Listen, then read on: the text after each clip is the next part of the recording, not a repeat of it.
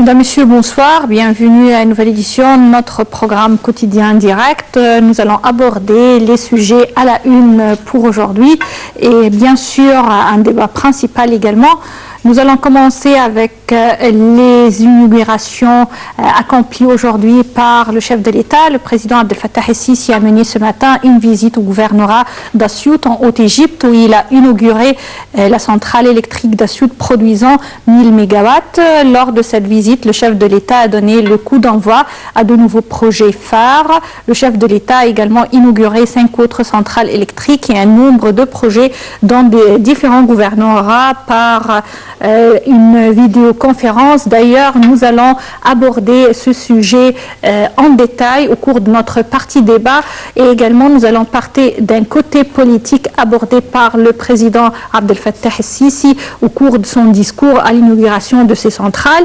Et d'autre part, le chef de l'État s'est entretenu hier également avec les ministres et les chefs des conseils arabes de la jeunesse et du sport des pays arabes, parmi d'autres activités bien sûr faites hier. Pour plus de détails concernant ces projets, un commentaire signé Sarah El-Maghrabi.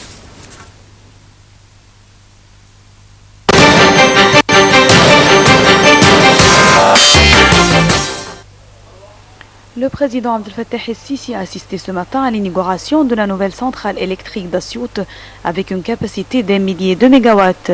Le premier ministre Chérif Ismaïl et le ministre de la Défense Sadr Sobhi ainsi qu'un grand nombre de hauts responsables de l'État ont assisté à cette inauguration. Le président est arrivé ce matin au gouvernorat d'Assiout pour assister à l'inauguration d'un certain nombre de projets de développement dans ce gouvernorat de la Haute-Égypte. Le chef de l'État a suivi le mécanisme de la mise en œuvre du projet et sa station hydraulique qui vise à améliorer l'irrigation dans 5 autres gouvernorats avec un coût de 4 milliards de livres égyptiennes. Ce projet sera achevé au début de septembre 2017. D'autre part, le chef de l'État s'est entretenu hier avec les ministres et les chefs des conseils arabes de la jeunesse et du sport aux pays arabes. Le porte-parole de la présidence, l'ambassadeur Ala Youssef, a déclaré que le président Sisi a affirmé la nécessité d'accorder un intérêt particulier aux problèmes des jeunes à la lumière du développement des moyens de communication des comptes sociaux et des médias. Le président a également mis l'accent sur la nécessité de protéger les jeunes contre les pensées extrémistes tout en sauvegardant l'entité de l'État et ses institutions nationales. Et Sisi a affirmé l'importance de promouvoir le niveau de l'enseignement et de l'investissement des capacités de la jeunesse arabe dans les divers domaines. Le président a prêté audition aux ministres arabes ayant mis l'accent sur le rôle axial de l'Égypte dans la région arabe dans les divers domaines.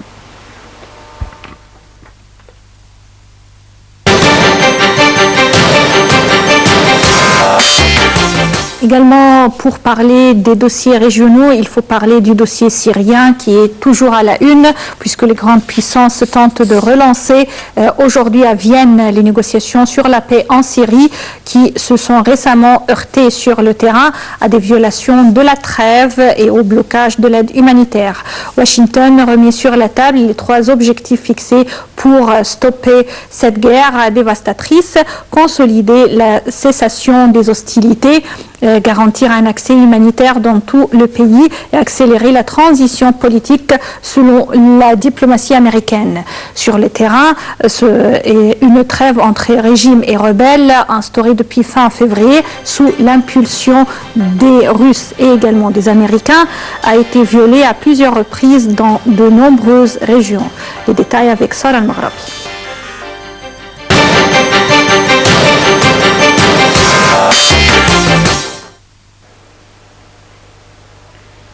Le groupe international de soutien à la Syrie piloté par les États-Unis et la Russie est convoqué aujourd'hui dans la capitale autrichienne. Washington remet sur la table les 3 objectifs fixés pour stopper cette guerre dévastatrice, consolider la cessation des hostilités, garantir un accès humanitaire dans tout le pays et accélérer la transition politique selon la diplomatie américaine. C'est encore et toujours sur ce dernier point que les discussions achoppent. La feuille de route des négociateurs prévoit la mise en place au 1er août d'un organe syrien de transition politique prévu par une résolution de l'ONU, mais cette échéance paraît de plus en plus illusoire à de nombreux observateurs. Le sort du président syrien Bachar el-Assad n'est toujours pas tranché et constitue la principale ligne de fracture entre les puissances mondiales et régionales du GISS, un groupe de 17 pays et 3 organisations internationales, dont les États-Unis, la Russie, l'Arabie saoudite, l'Iran et l'Union européenne. Tout en soutenant l'effort diplomatique du GISS, Moscou et Téhéran apportent un appui militaire déterminant au pouvoir syrien sur le terrain.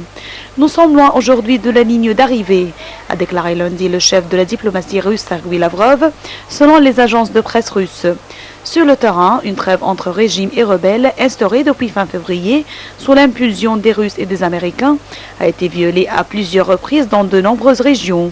Les violents combats depuis une vingtaine de jours entre des factions islamistes rivales pour le contrôle d'un fief de la rébellion près de Damas ont fait plus de 300 morts. Des puissantes explosions ont secoué lundi un champ gazier dans le centre de la Syrie, une ONG affirmant qu'elles avaient été provoquées par le groupe terroriste qui contrôle ce site.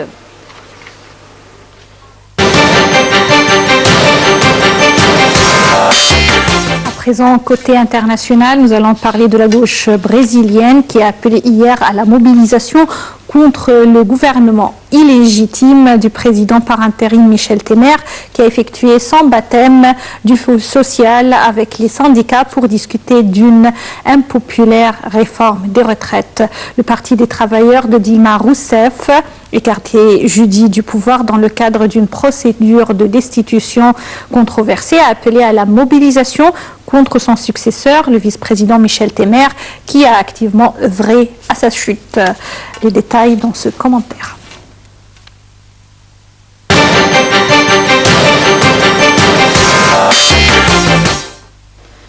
La réaction populaire au coup d'État continue et les manifestations de protestation et de dénonciation doivent se poursuivre, a écrit le président du Parti des travailleurs PT sur les réseaux sociaux.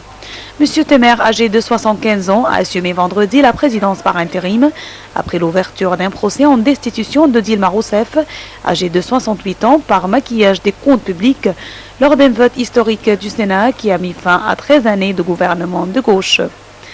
Lundi, à Rio, des centaines de manifestants ont investi la représentation locale du ministère de la Culture au cri de Temer dégage pour protester contre la suppression de ce ministère critiqué par des artistes brésiliens de renom. Des milliers de Brésiliens avaient manifesté dimanche à Sao Paulo et Belo Horizonte, mais ces mouvements restaient limités dans leur ampleur. De nombreux pays d'Amérique latine, comme Cuba, la Bolivie ou le Venezuela, ont réagi à la situation politique du Brésil et le président du Salvador décidant même samedi de ne pas reconnaître le gouvernement Temer, considérant que l'éviction de Dilma Rousseff était une manipulation politique aux allures de coup d'État. Sur les réseaux sociaux, Rousseff a publié un message de remerciement de la solidarité internationale après cette farce juridique. M. Temer a entamé lundi à la présidence de délicates discussions avec les centrales syndicales autour d'une réforme du système déficitaire des retraites prévoyant la fixation d'un âge minimum de départ à la retraite et un probable allongement du nombre d'années de cotisation. Mais la Confédération unique des travailleurs proche du PT a boudé la réunion, expliquant qu'elle ne reconnaît pas des putschistes comme gouvernants. M. Temer avait promis dimanche d'y remédier en nommant à des postes de secrétaire d'État des représentantes du monde féminin. La présidence a annoncé lundi la nomination de l'économiste Maria Silvia à la présidence de la Banque nationale de développement économique et social, puissant bras financier de l'État brésilien.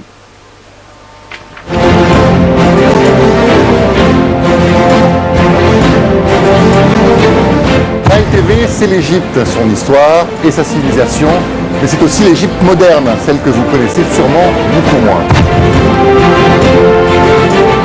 Une chaîne où on parle d'information, de culture, d'art ou d'histoire. ALTV, c'est aussi une chaîne qui vibre au rythme du sport. Toutes les grandes compétitions nationales et internationales, c'est ici que ça se passe. Retrouvez-nous sur le terrain pour des reportages qui couvrent toute l'actualité locale ici en Égypte. Expositions, concerts, spectacles, toute la culture sur Nile TV International. Nile TV, c'est la chaîne qui vous fait vivre à l'heure égyptienne. Nile TV aborde tous les thèmes qui vous intéressent. Infos, débats ou analyses, c'est sur Nile TV International. Nile TV International, c'est la voix francophone de l'Égypte.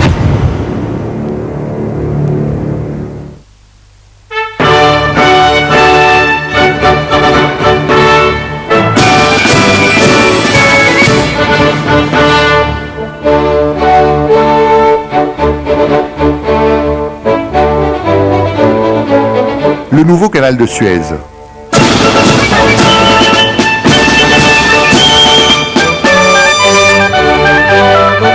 Un projet national.